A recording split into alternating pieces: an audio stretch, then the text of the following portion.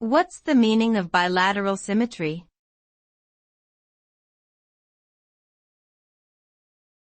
Bilateral symmetry.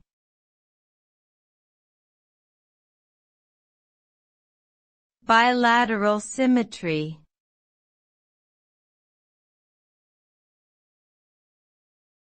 Bilateral symmetry.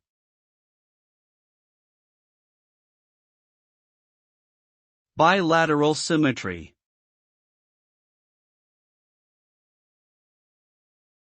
Bilateral symmetry is a type of symmetry found in organisms where the body can be divided into two mirror image halves that are nearly identical. This means that one side of the body is a mirror image of the other. Many animals, including humans, exhibit bilateral symmetry. The symmetry allows each half of the body to perform specific tasks while still coordinating with the other half to maintain balance and movement. This design has been evolutionarily advantageous for many organisms as it allows for greater mobility and flexibility. Bilateral symmetry is believed to have originated early in animal evolution and is an important characteristic of many species.